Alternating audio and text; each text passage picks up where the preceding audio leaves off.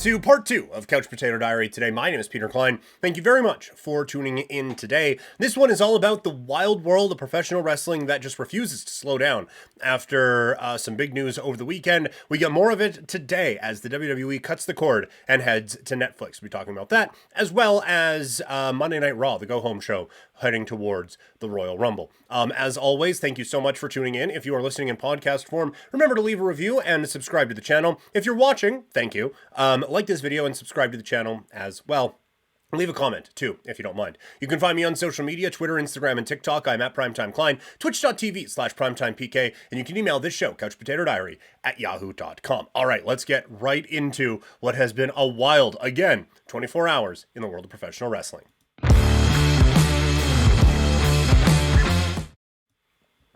So, it was announced very early this morning that the WWE is off to Netflix, agreeing to a 10-year, $5 billion deal with the streaming giant that will send a lot of WWE content their way, both in the United States, here in Canada, and around the world. And there's so many different aspects of it that I find so interesting.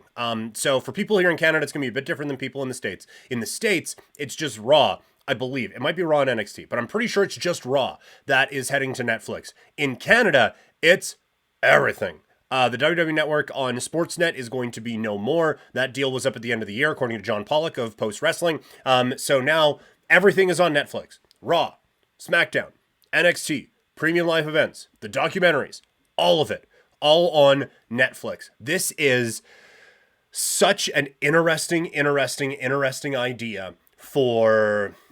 and just an interesting deal for the WWE and for Netflix. For the WWE, it means Raw, the flagship show for the last 31 years, is now off of television and is going to be just exclusively streaming.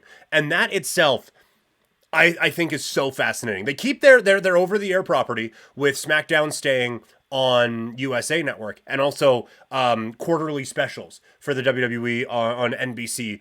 In my opinion, hopefully a Saturday night's main event. But this, like, they keep that over the air thing, so it's still like, I don't think anyone is really stumbling upon, like, no one is, oh my, what is this WWE you speak of? What is a SmackDown? But you still have that presence where people be like, oh yeah, let's just flip this on.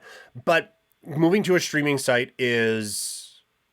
It's interesting. There's no other way to put it. This is so fascinating to me that they are going to be one of the first to put, like, the majority of their content into a streaming platform. It's been done a little bit, like the NFL dipping their toe in with Amazon, and like the PGA, you can stream early rounds and stuff like that. But for the most part, the big stuff has been over the air. Now, the WWE has kind of shifted away from a pay-per-view model, obviously, to the streaming service anyway, but to now have your weekly show 52 times a year being streaming on Netflix, this is, I think, an interesting test case for live streaming on Netflix, because this is not going to be the last move Netflix makes in the live space. They're not just going to be like, all right, got WWE, we're done.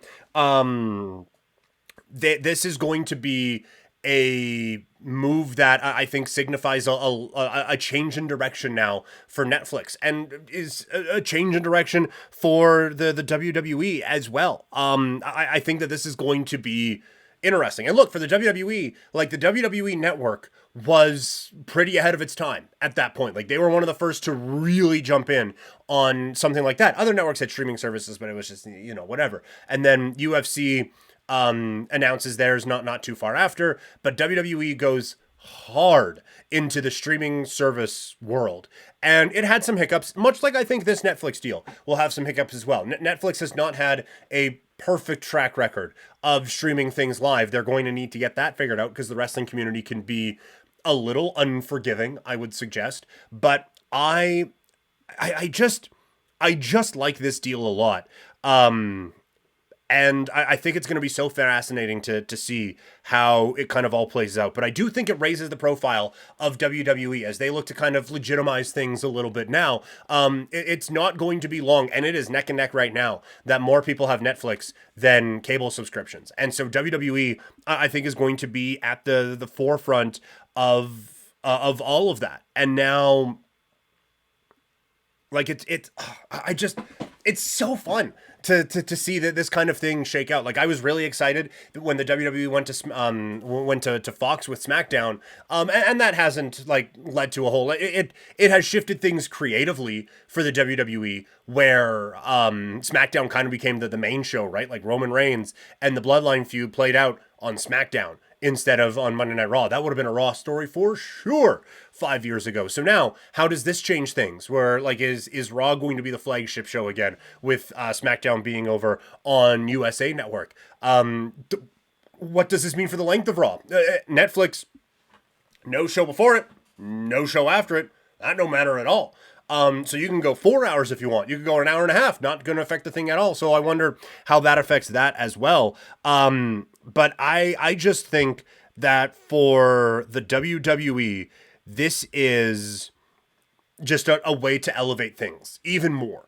I think they've kind of like you look at it, they have kind of tapped out on the cable television thing. And what is the one thing you see every time ratings comes out? And it's, oh, well, 1.3 million people watched Raw this week, and people are freaking out. Oh my God, it's over 1 million. And then you remind them, like, it was like 10 not too long ago, probably closer to 6. But it's, oh, well, streaming. Okay, well, now you're in that world. Now you are 100% in that world. And now do you get like, do you get a big boost from this? And for Netflix now, they have a stake in the WWE and in this doing well. How much shoulder programming or how much other stuff is there? Like, do we see like John Cena looking to buy his next house on Selling Sunset? Do we get a Drive to Survive sort of storytelling with WWE documentaries and stuff like that? Like I just think the opportunities now are endless for the WWE to branch off of this. And so I think that is a really, really fun part of it.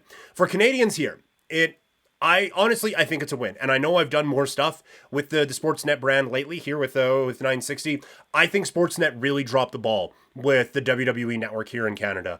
If you want to go back and watch an old show, it is really difficult to try to do that.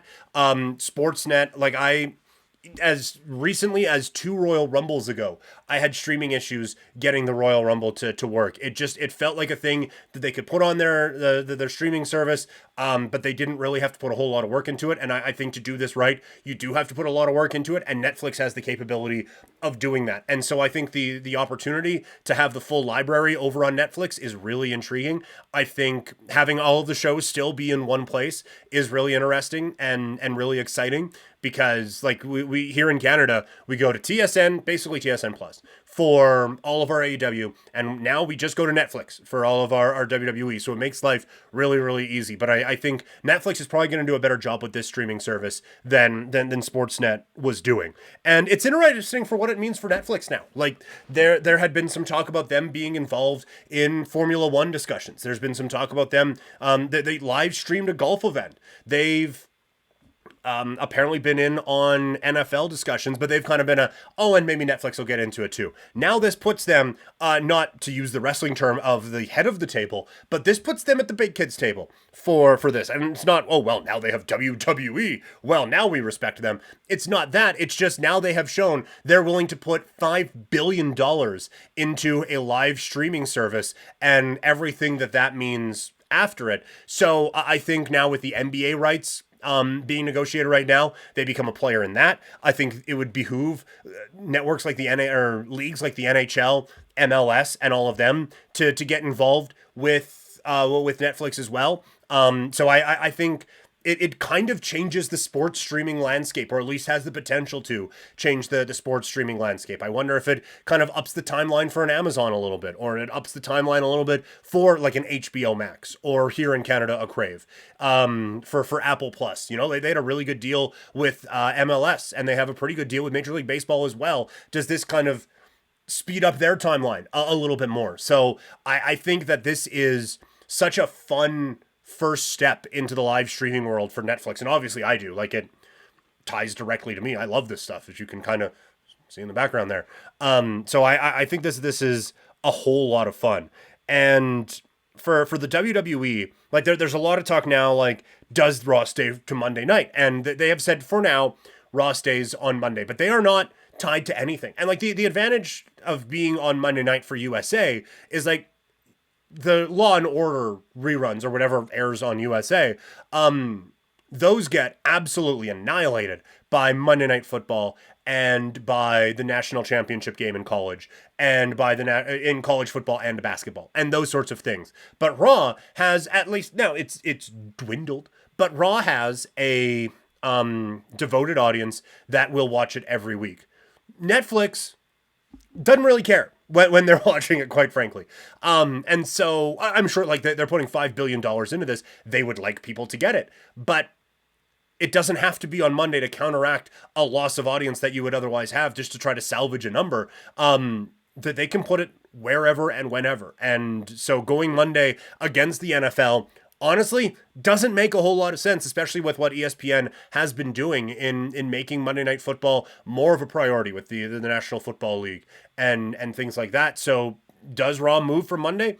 Would not be surprised at all if it does. I like Monday for Raw. I like even AEW being Wednesday, having to wait from Saturday or Sunday to Wednesday to wait for a response and a what happens next. It just sucks. And so if I had to wait till Tuesday or even Thursday, that'd be a bit of a bummer, I would say, for me. So maybe like NXT goes on Monday, Raw on Tuesday. Do you keep SmackDown on Friday? Do you go SmackDown Wednesday? I think that there's like this just starts so many different conversation paths coming out off of just this one announcement. Business wise for the WWE, I'm certainly not a business expert. If I was, I wouldn't have got into the profession I did. But you see the number, right? And it's 10 years at $5 billion. Well, there's an option for 5 years. Sorry.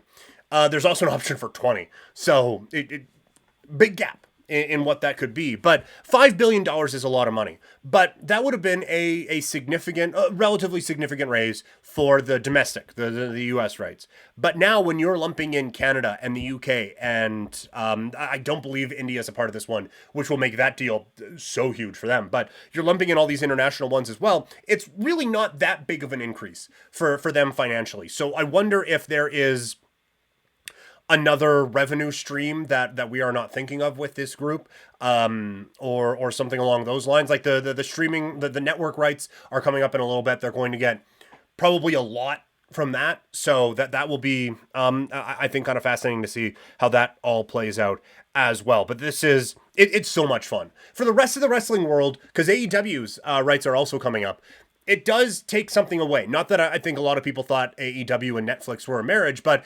WWE gains a partner in Netflix and doesn't really lose one. I guess they do lose Fox, but they stick around with NBC as well. So there hasn't been a whole lot falling off. And I think it makes it more and more likely that they are going to stick with TNT. And I wonder now, with the WWE main shows, at some point, like in Canada now, or at the start of next year. But if at some point all the WWE Premium Live events are on a streaming service that most of their fans are paying for anyway, does that make it all the more untenable to keep doing pay-per-views? And especially now that it seems like they're upping their pay-per-view count to one time a month. So I think it does help the wrestling world that Netflix is so invested in professional wrestling now, but it does, I do think it kind of takes away a little bit of an opportunity for some of the smaller guys. Another big part of everything that went down today is The Rock is part of the board of TKO now. And I don't know, like, if that means all of a sudden he's going to be the GM of Raw and we're going to see him at every big show here on out. But it's nice to have him fully back into the WWE family. And I think we're probably definitely seeing him at WrestleMania. We kind of knew that one already. Him getting trademark of The Rock is really interesting, and I think allows him to branch off and do a little bit more things as well. Not that he needs more things to do, but just having that guy and having that name brand value behind you, I think can only be a good thing. So it's cool that he is around. So that is everything on the new deal. Overall, I think I said it a million times, I'm so interested by this deal. I'm fascinated to see what WWE does with it. If it is just Raw, NXT, SmackDown on and PLEs on Netflix, and a couple documentaries here and there, and that's it, then it'll be a bit of a bummer. But I do think that there is a lot of room for growth with this deal, and I think it does really signify a sea change, and maybe it does speed up a lot of these other leagues going more exclusive to the streaming side of things. All right, let's get into Monday Night Raw as we get ready for the Royal Rumble coming up this weekend from the former home of the Thunderdome, Tropicana Field, out in Tampa Bay, as it is... It's such a fun time of year. The main highlight of this show was the CM Punk, Cody Rhodes, Mike duel in the middle of the ring. This was excellent. Both men were excellent. And the CM Punk being like, I'm more American Dream than you, and Cody Rhodes' counter of I'm more CM Punk than you was just brilliance. I loved it because you could see the justification from both, and you could see like that there is a respect there, but the more it got down to it, the more I kind of fucking hate you. And they're both going for the same goal. It's going to make a face-off at the Royal Rumble so much more fascinating. It sets up a potential feud not too far in the future now for both of these guys. It makes this now, again, it's just so much fun. And I think that this was really well done and sets things up very nicely for the WWE heading into the Royal Rumble. We still don't really know what's going to happen with Seth Rollins. He's going to keep the title. Is he available for WrestleMania? Maybe, maybe not. The last time we had one of these, it was like, yeah, he made it. But we'll see. Like they do have Damian Priest with the Money in the Bank that they can kind of just pivot to at any moment and just be like, well, Seth's not going to be ready. Damian Priest is the champion, and they go from there. But I like how Gunther came out. It immediately puts him on the same level as Seth Rollins. It puts him as someone who you immediately believe is a title challenger for the World Heavyweight Championship, and thus it makes him another person that you're thinking like, hey, they just had him do a thing with Rollins. Maybe he goes out and wins the Royal Rumble. So you can add that to the list of names of guys who could go out there and win the Royal Rumble. So I thought that was good. I didn't love the main event. I thought they built it up well with Drew McIntyre against Damian Priest. That both guys cutting promos throughout the show. I thought it was fun. But then, like, R-Truth gets involved, and he has been excellent so far in 2024. And the Judgment Day has been really, really good as well. But this felt a little main cardish to me. And this felt like this didn't drive me to be like, man, I can't wait to see what happens with this at the Royal Rumble this Saturday. That didn't get it for me. Like, I would have much rather finished with Punk against Rhodes in the microphone face-off in the end of the show than go with this one. And I understand it's the end of the third hour, and they have been a little creative in how they have done the ends of the third hours before, but this to me just felt more like a TV segment, which it like literally was, but it felt more like getting you ready for the next week of TV than getting you ready for your first big event of the calendar year 2024 and getting you ready for the biggest time of your year. It didn't really feel that way for me. I thought they set up Becky and Bayley really well as Royal Rumble potential winners. Becky with a couple of interactions with people on this show, with Nia Jax, Bayley coming out and kind of thwarting her as well, and then a quick stare down with Rhea Ripley. So I think you established a few potential challengers there for the Royal Rumble as well. A couple of things that didn't hit, it was the stuff involving the tag teams, quite frankly. The women's tag team match, they're trying to reestablish that division. And so with that, there's going to be a few hiccups.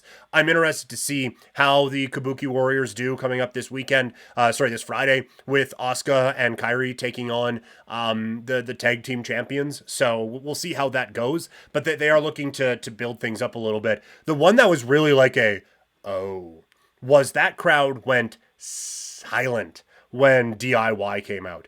Like there was nothing there when DIY came out for the save for The Miz. And part of that is it's tough to have The Miz as a sympathetic figure, but the crowd is not into DIY at all. And that is why they were my worst tag team of 2023, because it's just, oh, hey, great. But it feels like this is beneath Ciampa now. And that reaction to me was quite telling. But overall, like, 3 hours flew by. I'm excited for the Royal Rumble. That this show did not change that.